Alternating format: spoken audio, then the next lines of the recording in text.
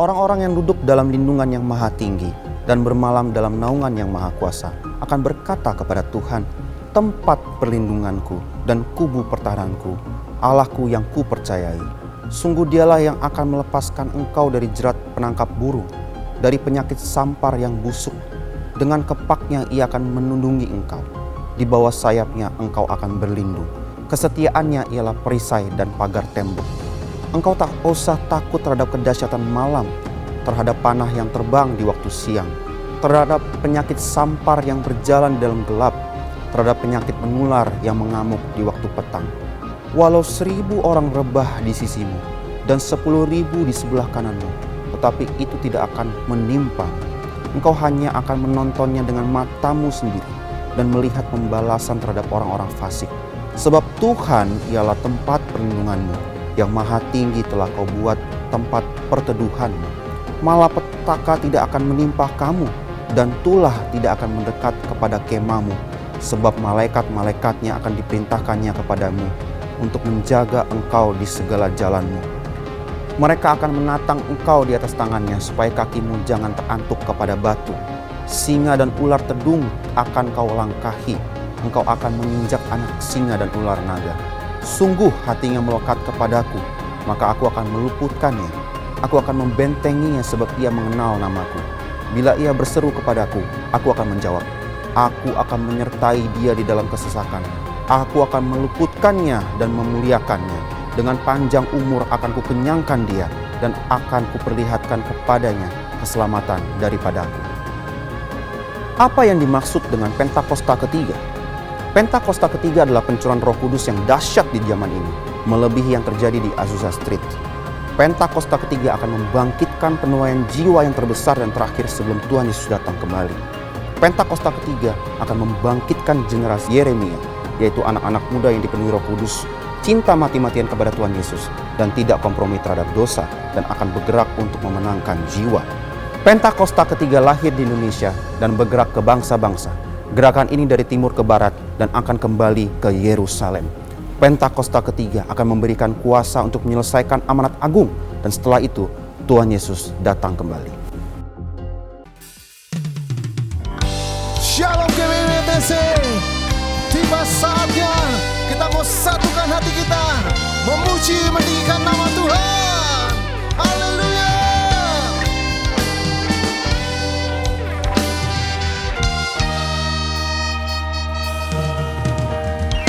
Tuhan Allah kita bertata atas pujian umatnya. Tuhan Allah kita bertata atas pujian umatnya. Bila Allah hadir di tengah kita, kuasanya mengalir dengan dahsyatnya. Ada kuasa, ada kuasa dalam pujian. Bernyanyilah segenap hati dan jiwa, sebab ada kuasa dalam pujian yang sanggup membungkam kekuatan lawan. Yeay, haleluya.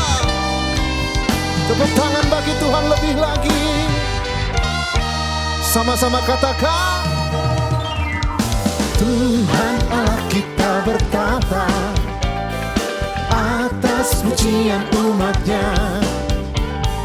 Tuhan Allah kita bertata atas pujian umatnya. Bila Allah hadir di tengah kita, kuasanya mengalir dengan dahsyatnya.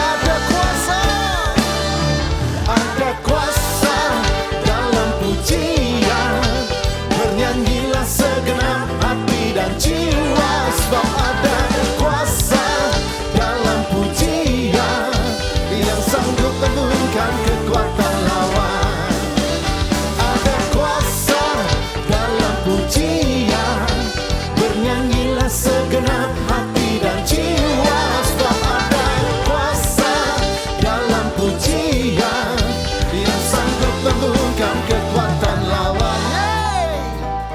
Mari tetap bersuka cita di hadapan Tuhan. Berikan penyembahanmu, berikan urapanmu lebih lagi Tuhan. Haleluya.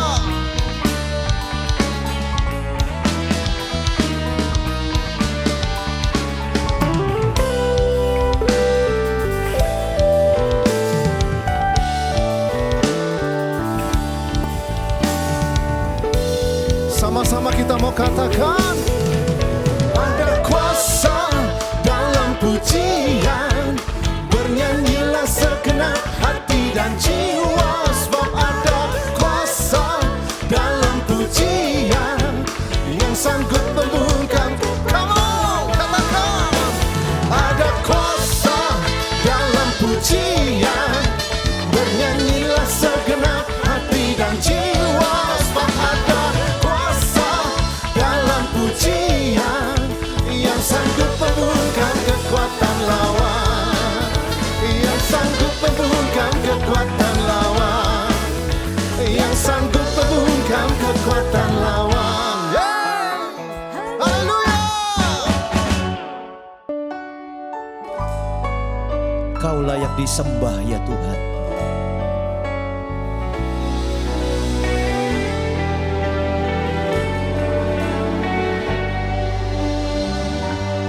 Yesus Tuhan dan Allah kami,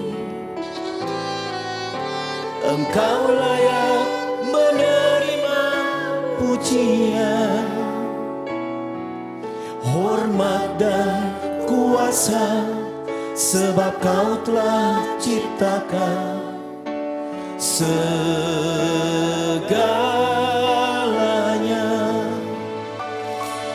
Oleh karena kehendak-Mu, semuanya itu telah ada dan diciptakan untuk kemuliaan-Mu. Terpujilah Tuhan. Oh, terpujilah Tuhan, terpujilah Tuhan Yesus.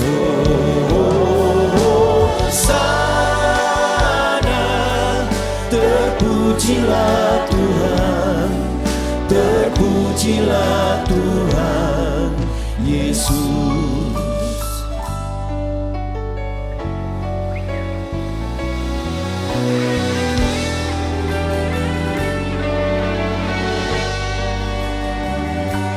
Yesus Tuhan dan Allah kami, ya Tuhan, Engkau layak menerima pujian, hormat dan kuasa, sebab Kau telah ciptakan segalanya.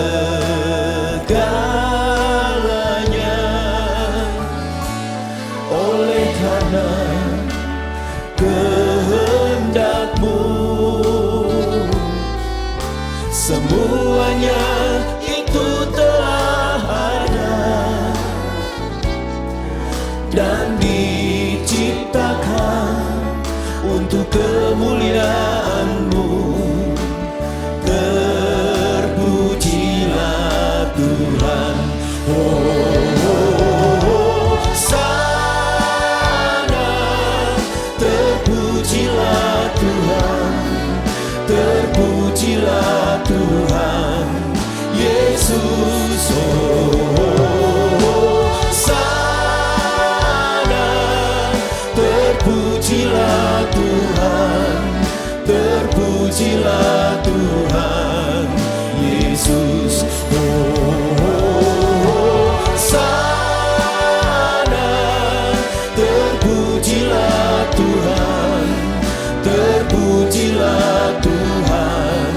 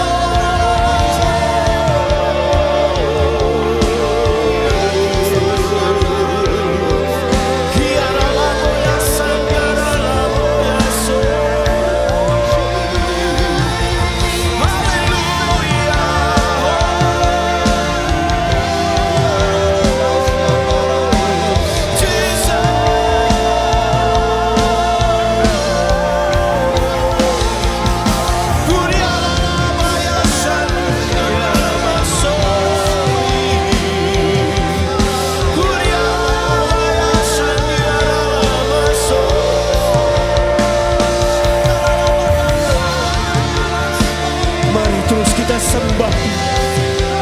Raja yang mulia, Raja yang perkasa, Raja yang luar biasa.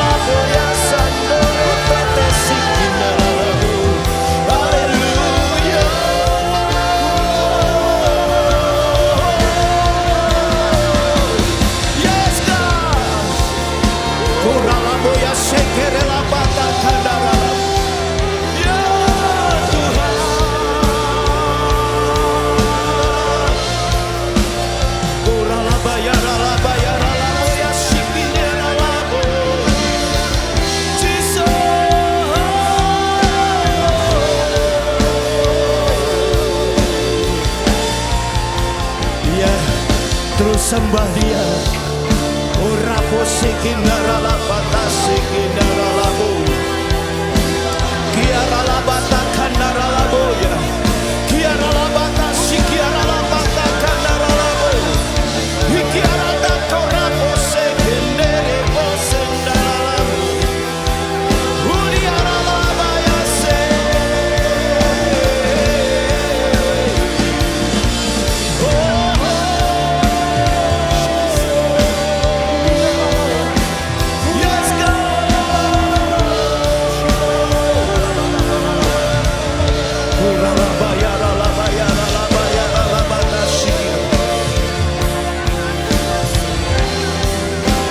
Terlebih besar Tuhan.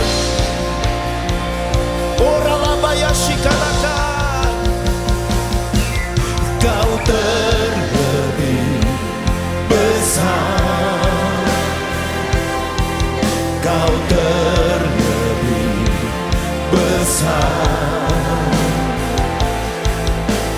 dari semua persoalanku. Kau Allah yang besar. Kau terlebih besar. Kau terlebih besar dari semua pergumulanku. Kau mari deklarasikan, katakan kau terlebih besar. Kau terlebih besar. Kau terlebih besar dari semua persoalanku. Kau Allah yang besar. Kau terlebih besar. Kau terlebih besar dari semua pergumulan.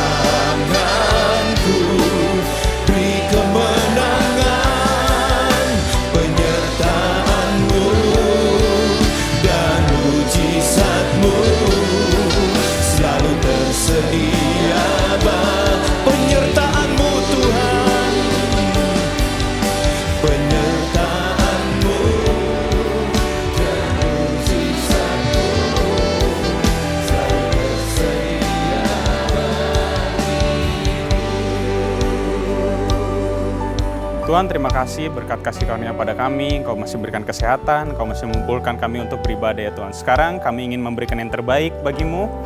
Berkati agar apa yang kami berikan bisa berguna untuk pekerjaan-Mu. Dalam nama Tuhan Yesus, haleluya, amin. Mari saudara-saudara kita persiapkan persembahan kita. Persembahan dapat diberikan melalui QR Code yang tertera di layar saudara. Saudara sudah siap? Mari kita bersama-sama mendeklarasikan persembahan kita. 1, 2, 3. Pada saat kami membawa persembahan, kami percaya pintu surga terbuka dan berkat Tuhan dicurahkan. Saya menerima bisnis, pekerjaan, sekolah, dan kuliah yang lebih baik. Keuntungan, bonus, dan aset dilipat gandakan. Semua transaksi dibuat berhasil. Customer lama dan baru Tuhan datangkan. Semua pembayaran dapat dilunasi. Memiliki rumah di bumi dan di surga. Menerima hadiah, kejutan, dan penghargaan.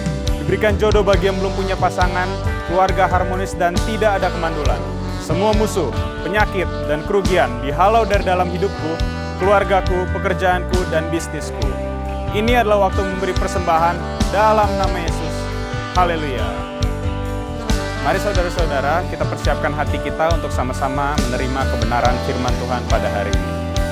Menyenangkan-Mu Tuhan, menyenangkan-Mu, senangkan-Mu, hanya itu kerinduanku. Menyenangkan-Mu, senangkan hatimu, hanya itu kerinduan. Menyenangkan-Mu, menyenangkan-Mu, senangkan-Mu, hanya itu kerinduanku. Menyenangkan-Mu, senangkan hatimu, hanya itu kerinduanku. Hanya itu kerinduanku. Hanya itu kerinduanku.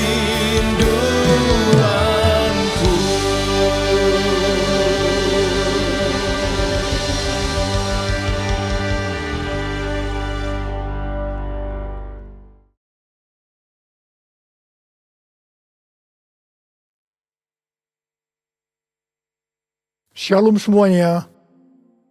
Yesaya 32 ayat 15 sampai dengan 17 berkata, sampai dicurahkan kepada kita roh dari atas, maka padang gurun akan menjadi kebun buah-buahan, dan kebun buah-buahan itu akan dianggap hutan.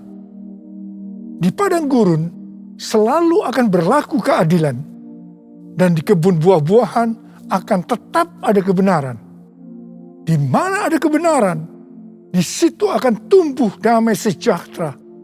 Dan akibat kebenaran ialah ketenangan dan ketentraman untuk selama-lamanya.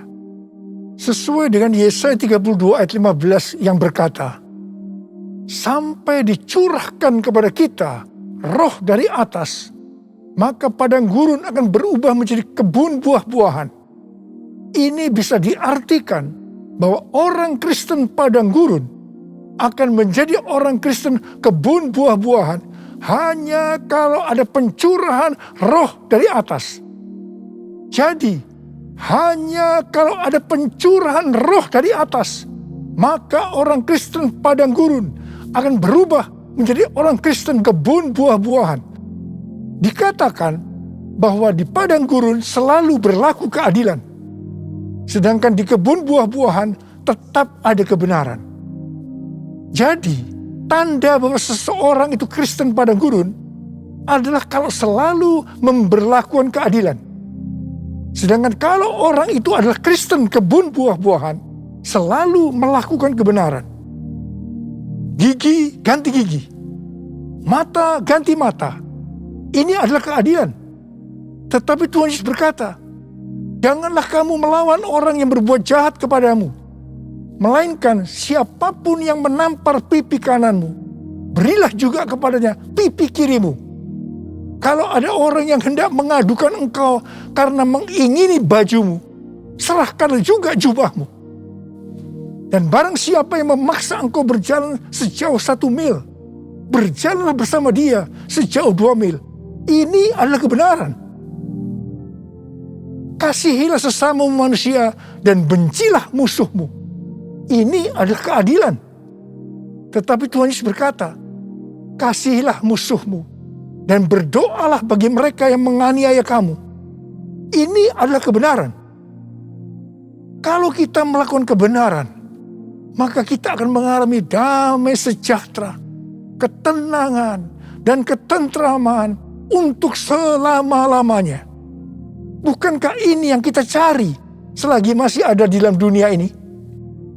Karena itu kita harus selalu berdoa. Curahkan Roh Kudus-Mu ya Tuhan. Penuhi aku dengan Roh-Mu, supaya aku selalu melakukan kebenaran. Seperti yang dikatakan dalam Yohanes 4 ayat 23 dan 24. Bahwa Allah itu roh. Dan barang siapa menyembah dia, harus menyembahnya dalam roh dan kebenaran. Karena itu, Bapa menghendaki, Bapa mencari penyembah-penyembah benar, yaitu mereka yang menyembah Bapa dalam roh dan kebenaran. Ingat, jangan sampai kita menyembah Bapa dalam roh dan keadilan. Bukan rahasia lagi bahwa ada orang-orang yang berbahasa roh, tetapi mereka adalah Kristen padang gurun yang selalu memberlakukan keadilan. Hatinya kotor oleh kemarahan, oleh sakit hati, oleh kepahitan. Ini bukan penyembah-penyembah benar. Ini bukan penyembah-penyembah yang dikehendaki oleh Bapa. Ini bukan penyembah-penyembah yang dicari oleh Bapa. Kalau kita adalah penyembah-penyembah benar yang menyembah Bapa dalam roh dan kebenaran, pasti penyembahan kita benar di hadapan Tuhan.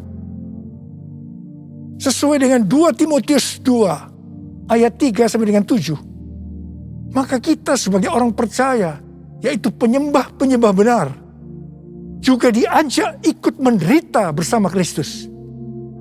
Sebagai seorang penyembah benar, yang pertama, kita diibaratkan sebagai seorang prajurit yang baik dari Tuhan Yesus Kristus.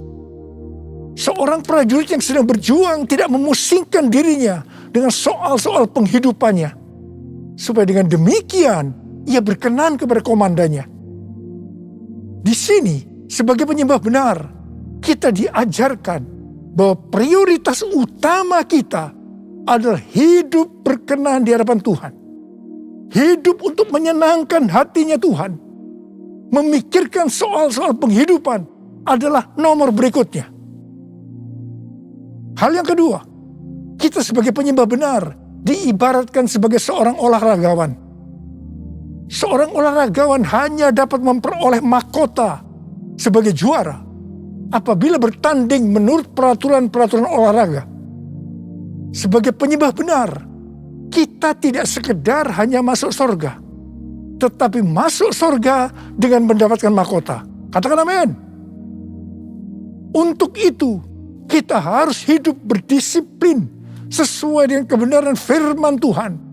Dan rela mengorbankan hal-hal yang menghalangi kita untuk mendapatkan mahkota. Termasuk mungkin hobi-hobi kita. Yang ketiga, sebagai penyembah benar diibaratkan sebagai petani yang harus siap bekerja keras dalam pengharapan akan tuaian. Meskipun dalam waktu yang relatif lama. Dalam Titus 3 ayat 8 dikatakan, kita harus berusaha sungguh-sungguh melakukan pekerjaan yang baik. Artinya kita harus bekerja keras. Kita juga harus berusaha sungguh-sungguh supaya kita kedapatan tidak bercacat celah pada waktu kedatangannya. Untuk kita bisa mengerti akan semua hal ini, maka kita harus mengingat perkataan Rasul Paulus dalam 2 Timotius 2 ayat 7, yaitu Tuhan akan memberi kepadamu pengertian dalam segala sesuatu. Saya juga berdoa agar kita semua mengerti makna ajakan untuk ikut menderita bersama Kristus. Sebagai penyembah-penyembah benar, kita juga harus mengikuti tiang awan dan tiang api. Kalau mereka bergerak, kita juga harus bergerak. Kalau mereka diam, kita juga harus diam. Pada waktu zaman Musa, tiang awan dan tiang api bisa dengan waktu yang lama berada di satu tempat. Tetapi ada kalanya hanya beberapa jam saja. Mungkin mereka kadang-kadang tidak bisa mengerti. Tapi satu hal yang mereka lakukan, mereka taat untuk mengikuti gerakan tiang awan dan tiang api. Hal yang seperti ini yang juga kita harus lakukan sekarang dengan mengikuti tuntunan Roh Kudus. Bapa di surga, ku puji nama-Mu. Bapa di surga, ku puji nama-Mu. Ku cinta, ku puja, ku sembah selamanya. Bapa di surga, ku puji nama-Mu. Bapa di surga, ku puji nama-Mu. Bapa di surga, ku puji nama-Mu. Ku cinta, ku puja, ku sembah selamanya. Bapa di surga, ku puji nama-Mu.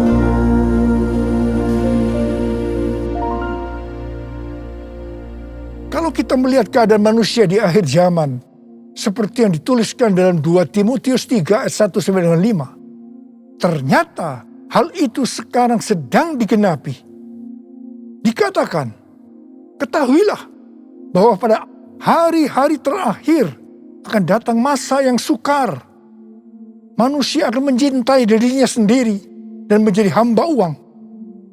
Mereka akan membual dan menyombongkan diri. Mereka akan menjadi pemfitnah. Mereka akan berontak terhadap orang tua dan tidak tahu berterima kasih. Tidak memperdulikan agama. Tidak tahu mengasihi. Tidak mau berdamai. Suka menjelekkan orang. Tidak dapat mengekang diri. Garang. Tidak suka yang baik. Suka mengkhianat. Tidak berpikir panjang. Berlagak tahu. Lebih menuruti hawa nafsu daripada menuruti Allah. Secara lahiriah, mereka menjalankan ibadah mereka. Tetapi pada hakikatnya, mereka memungkiri kekuatannya. Jauhilah mereka itu. Mereka ini adalah orang-orang Kristen padang gurun. Karena itu sekali lagi, hanya pencurahan roh yang dari atas, yang artinya pencurahan Roh Kudus yang dahsyat dari Pentakosta ketiga, sangat diperlukan hari-hari ini untuk menjadikan orang Kristen padang gurun menjadi orang Kristen kebun buah-buahan. Buku yang ditulis oleh Michael L. Brown yang diterbitkan pada tanggal 19 Oktober 2021 yang lalu dengan judul Revival or We Die. A Great Awakening is our only hope. Kebangkitan atau kita mati. Kebangunan besar adalah harapan kita satu-satunya. Buku ini berbicara tentang keadaan kekristenan di Amerika. Kesimpulan dari buku ini adalah sebagai berikut. Amerika diambang kehancuran. Harapan satu-satunya adalah lawatan kuasa dan hadirat Allah. Dr. George Barna merilis hasil survei tentang anak muda di Amerika pada tanggal 6 Juni 2021. Dikatakan bahwa pelayanan Kristen yang dipraktikkan oleh gereja dalam 5 dekade terakhir tidak akan efektif untuk generasi anak-anak muda yang disebutkan sebagai generasi yang berbeda. Mereka ini tidak peduli terhadap bangsa Amerika, meragukan sejarah dan fondasi bangsa. Mereka mahir dalam teknologi, bebas secara seksual, labil emosinya, dan campur aduk kerohaniannya. Melihat semua ini, sekali lagi saya katakan, perlu adanya pencurahan roh dari atas, yaitu pencurahan yang dahsyat dari Roh Kudus di era Pentakosta ketiga ini. Kita patut bersyukur bahwa Tuhan membuat APT, yaitu Azusa Street Prayer Tower di Los Angeles, Amerika Serikat, yang akan terus berdoa supaya pencurahan Roh Kudus yang dahsyat dari Pentakosta ketiga terjadi. Izin penggunaan tempat untuk APT sudah keluar. Haleluya. Sekarang kita sedang mengajukan izin renovasi gedung. Ku mau selalu bersyukur, selalu bersyukur. Kau Tuhan yang setia, yang selalu menopang. Ku mau selalu bersyukur, selalu bersyukur. Kau Bapa-Ku yang setia. Ku mau selalu bersyukur, selalu bersyukur. Kau Tuhan yang setia, yang selalu menopang. Ku mau selalu bersyukur, selalu bersyukur. Kau Bapa-Ku yang setia. Kau Bapa-Ku yang setia. Pada waktu murid-murid Tuhan Yesus menantikan pencurahan Roh Kudus di kamar loteng Yerusalem, di mana disebutkan sebagai Pentakosta yang pertama, dikatakan dalam Kisah Para Rasul 1 ayat 14 bagian A, bahwa mereka semua bertekun dengan sehati dalam doa bersama-sama. Artinya mereka berdoa, memuji dan menyembah Tuhan dalam unity siang dan malam. Ini adalah prinsip restorasi Pondok Daud. Ini adalah prinsip menara doa. Setelah 10 hari mereka melakukan itu, Roh Kudus dicurahkan. Mereka dipenuhi Roh Kudus dengan tanda awal berbahasa roh.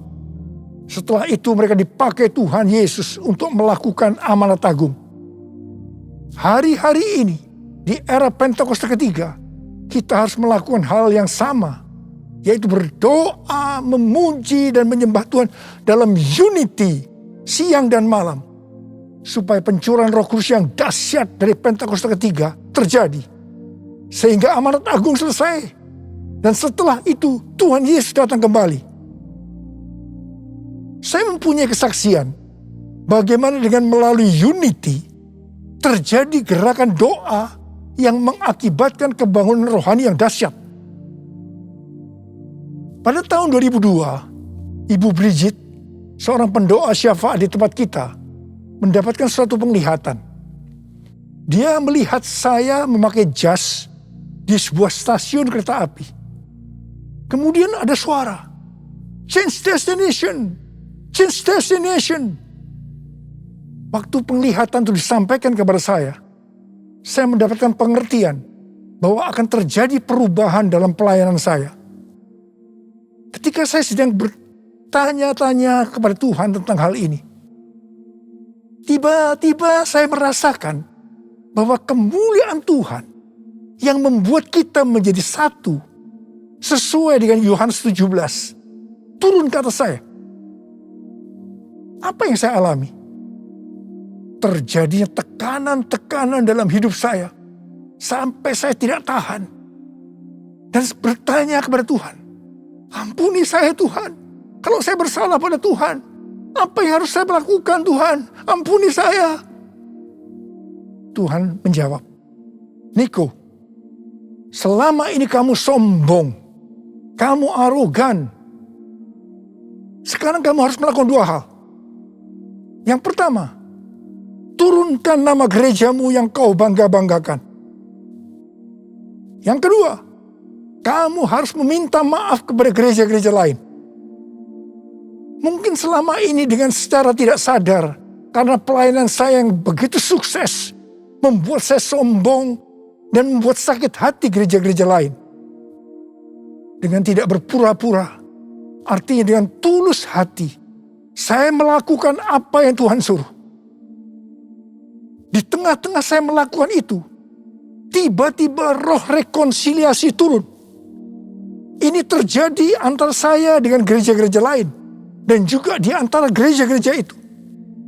Setelah terjadi rekonsiliasi, maka roh doa turun melanda Indonesia. Saya ingat bagaimana para pemimpin gereja sering berkumpul untuk berdoa bersama-sama.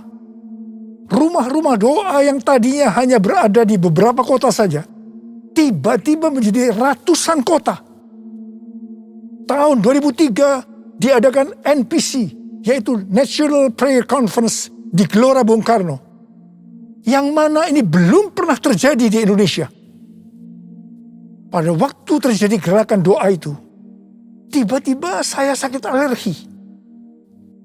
Saya tidak bisa makan makanan yang enak, sebab banyak bumbu-bumbu makanan yang tidak bisa saya makan.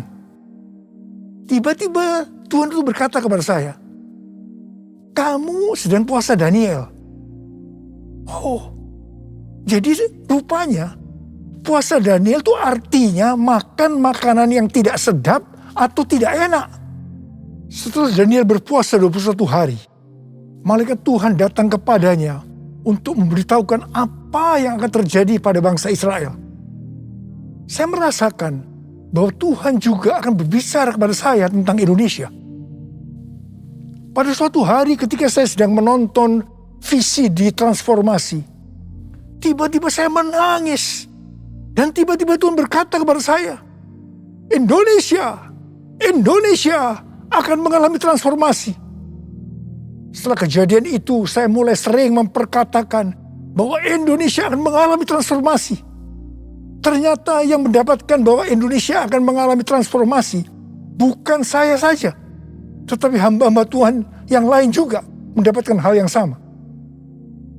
Di tengah-tengah doa untuk terjadinya transformasi, tiba-tiba pada tahun 2004, kita dikejutkan oleh bencana tsunami yang melanda Aceh, di mana lebih dari 200.000 orang yang meninggal. Tidak hanya itu, tetapi di beberapa tempat terjadi bencana alam seperti gempa bumi yang hebat. Selain itu, orang-orang miskin juga bertambah banyak. Saya berkata kepada Tuhan, "Tuhan, katanya Indonesia mengalami transformasi, tetapi mengapa terjadi hal-hal yang seperti ini?" Tuhan tidak menjawab. Tetapi yang pasti, banyak orang yang bertobat. Ini adalah suatu kebangunan rohani.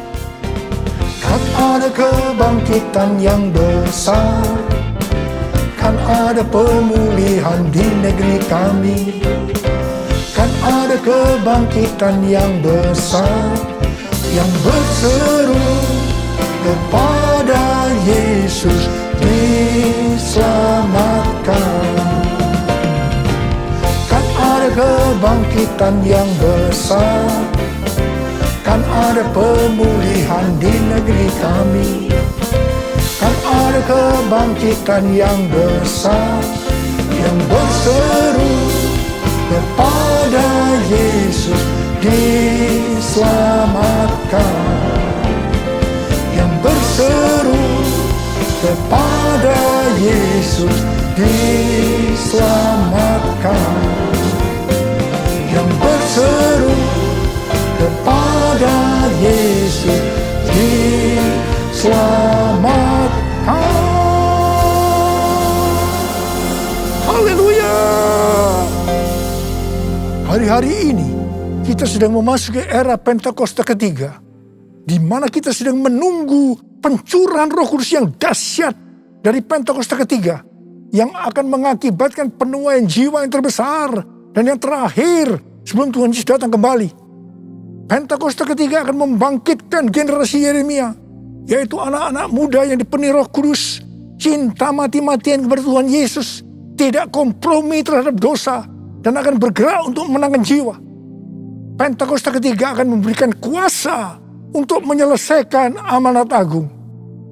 Kita yang merindukan hal ini terjadi, maka kita harus melakukan seperti yang terdapat dalam Kisah Para Rasul 1 ayat 14a tadi, yaitu berdoa, memuji, dan menyembah Tuhan dalam unity siang dan malam. Ini adalah prinsip restorasi Pondok Daud. Ini adalah prinsip menara doa.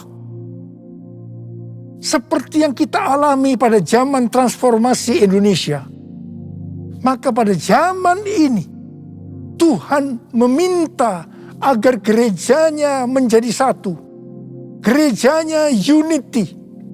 Kalau pada saat itu gereja GBI Gatot Subroto yang dipakai untuk rekonsiliasi di antara gereja-gereja sehingga terjadi unity, maka hari-hari ini hal yang serupa Tuhan meminta agar gereja-gereja tidak hanya memikirkan dirinya sendiri.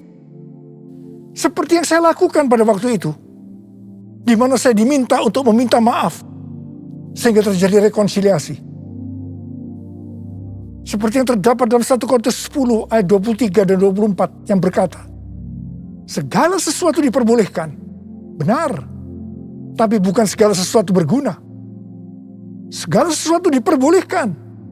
Benar. Tapi bukan segala sesuatu membangun. Jangan seorang pun yang mencari keuntungannya sendiri. Tetapi hendaklah tiap-tiap orang mencari keuntungan orang lain. Biarlah kita sebagai gereja Tuhan melakukan ini. Jadi, kita sebagai gereja Tuhan harus sering mengoreksi diri. Apakah yang kita lakukan sesuai dengan kehendak Bapa yang di sorga, yang menghendaki agar kita menyelesaikan amanat agung? Penuaian jiwa yang terbesar dan yang terakhir ini akan terjadi kalau gereja-gereja Tuhan unity. Gereja-gereja Tuhan menjadi satu sehingga roh doa turun. Semua ini akan mengakibatkan pencurahan Roh Kudus yang dahsyat dari Pentakosta ketiga terjadi. Mari, saya ajak saudara untuk mengangkat tangan. Kita nyanyikan sama-sama. Satukan kami ya Tuhan bersama dengan tali yang tak putus. Satukan kami ya Tuhan bersama dengan kasih sempurna. Allah kami satu, Raja pun satulah. Tubuh Kristus satu, sebab itu ku nyanyi.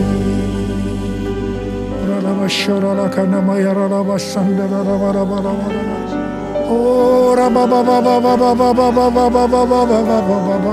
Tuhan, ya Tuhan, aku berdoa saat ini ya Tuhan, jadikan gerejamu Tuhan menjadi satu, unity ya Tuhan.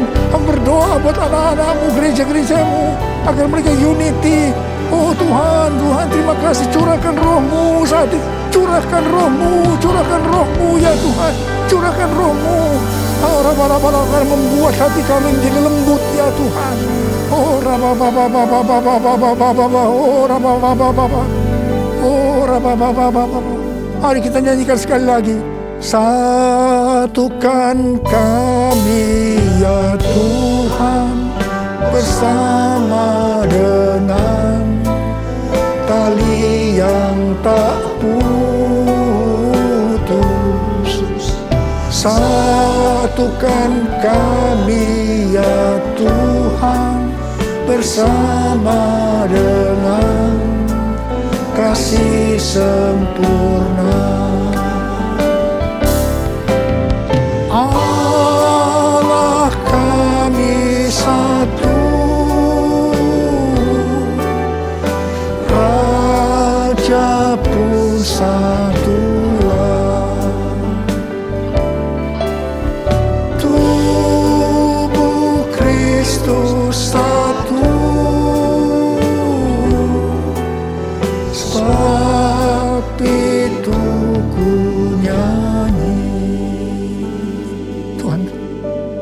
Tuhan Yesus, Engkau baik. Tuhan Yesus, Engkau baik. Terima kasih buat pesan-pesan-Mu kepada kami semua. Terima kasih ya Tuhan, terima kasih. Dalam nama Yesus berdoa, terima kasih. Amin. Saudara-saudara, kita akan masuk ke dalam perjamuan kudus. Kita akan mengingat ayat ini. Sebab setiap kali kamu makan roti ini dan minum cawan ini, kamu memberitakan kematian Tuhan sampai Ia datang. Perjamuan kudus adalah perjamuan Tuhan Yesus sendiri. Setiap kali kita masuk dalam perjamuan kudus, Tuhan Yesus selalu berkata, biarlah ini menjadi peringatan akan aku. Karena itu mari arahkan hati kita kepada kebaikan Tuhan. Untuk mengingat kebaikan Tuhan. Supaya kita lebih mengasihi Tuhan Yesus. Supaya kita lebih mengasihi satu dengan yang lain. Mari tundukkan kepala. Bapa, siapakah kami sebelum kami mengenal Engkau? Kami semua orang berdosa. Upah dosa adalah maut, mati. Tapi Engkau yang tidak berdosa telah dijadikan dosa oleh karena kami semua.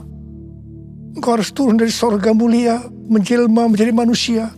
Mati ganti kami dengan penderitaan yang luar biasa. Sungguh kalau kami pikirkan betapa baiknya Engkau ya Aba. Engkau jadikan kami sebagai anak-anak-Mu. Engkau berkati, Engkau tuntun, Engkau mendidik kami.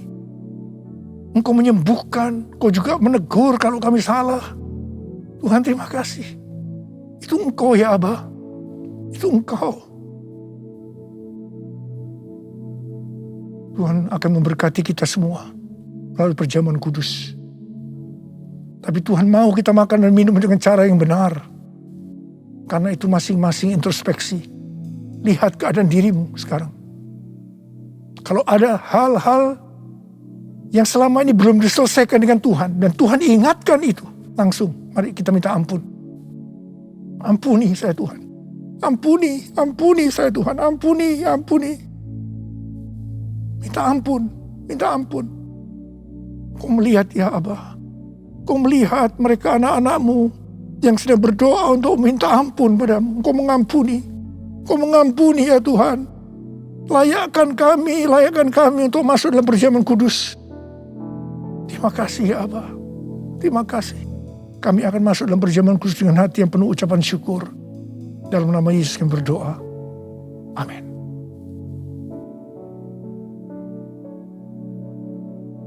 Mari, angkat roti di tangan kanan saudara tinggi-tinggi. Sebab apa yang telah kuteruskan kepadamu telah aku terima dari Tuhan.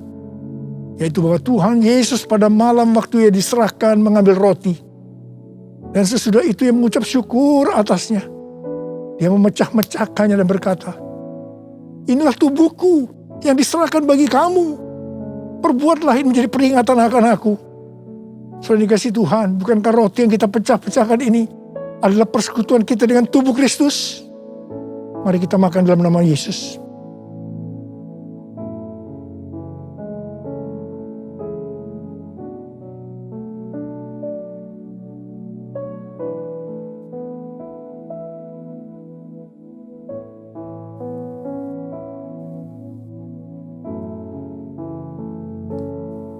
Mari angkat cawan di tangan kanan saudara tinggi-tinggi. Demikian juga Ia mengambil cawan sesudah makan lalu berkata, cawan ini adalah perjanjian baru yang dimeteraikan oleh darahku. Perbuatlah ini setiap kali kamu meminumnya menjadi peringatan akan aku. Dan yang dikasih Tuhan, bukan cawan pengucapan syukur. Yang atasnya kita ucapkan syukur adalah persekutuan kita dengan darah Yesus. Mari kita minum dalam nama Yesus.